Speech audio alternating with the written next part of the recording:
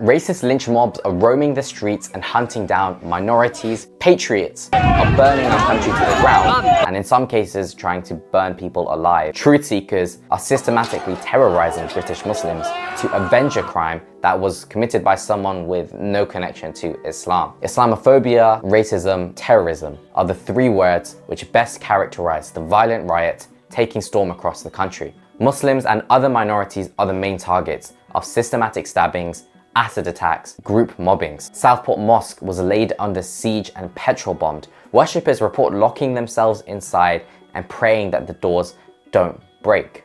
A hijabi woman was assaulted while carrying her baby. Police stations and libraries have been burned to the ground, and far-right terrorists even set 2 refugee hotels, which were housing people inside, on fire.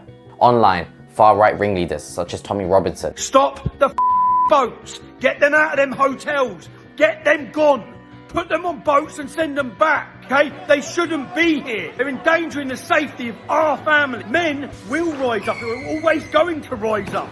They have to rise up to defend their families. You've brought this war on our shores. Stoking on the protests, spreading misinformation and capitalizing on the destruction to score political points. How did we get here? For years, the Tory government has increased legal migration for economic gain. It became a cheap and essential prop for our NHS and public services. However, while the Tories reaped the benefits of migration, they were also scapegoating and demonizing the very migrants that they invited in, passing on the blame for the very real problems and pains they created. Stopping the invasion on our southern coast. So let's stop pretending that they are all refugees in distress. This message was amplified by right-wing media outlets like the Daily Mail and GB News, who spread misinformation and dog-whistled racism for years. Now, hate marches reminiscent of the KKK or Nazi Germany literally roam the street, and the media is still softballing them. The hypocrisy is astounding. I mean, millions protested for peace in Palestine with virtually no incident, only to be labeled terrorists and anti-Semites, whereas armed mobs inflicting extreme physical violence and terrorism are being labeled as frustrated protesters with legitimate concern. Imagine the media narrative had Palestine protesters try to burn Jews alive, destroy public services, and systematically mob white people in the streets. That wouldn't be called venting or frustration. It would correctly be described as heinous anti-Semitic terrorism. However, we don't apply the same standard to the far right, with one BBC reporter even referring to them as the pro-British march. But it's not just the Tories and the far right that have stoked anti-immigrant hatred. During the election, Labour leadership competed with them for the most anti-immigrant stance possible on national TV, no doubt for electoral gain.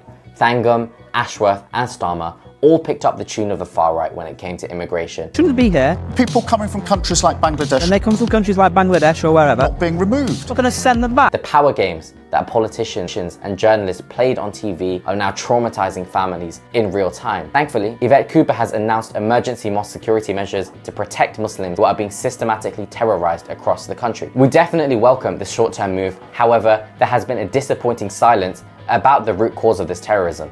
Islamophobia, racism, and a deep sense of hatred and resentment whipped up by people who should know better. Keir Starmer, you said that you will do whatever it takes to protect the Muslim community. Since coming into power, you have not met with a single representative Muslim organization. We need to open lines of communication, and that starts with the Muslim Council of Britain, an organization with community mandates that the Tories dropped over Gaza, which is an issue that cost you the Muslim vote in the last election. If you refuse to meet with us in our time of need, you may lose that vote forever. We also need to heal these divisions at their root and build a united community. That requires 25 million invested into healing divisions between marginalized communities, tighter press regulation around Islamophobic and prejudicial language so the media can no longer divide us for profit, 10 million into organizations actively combating hatred, Islamophobia and discrimination, and confirmation that the £117 million dedicated to mosque security is actually used. What can me and you do to help tamper the Islamophobia taking control of our streets, flood the emails of our MPs?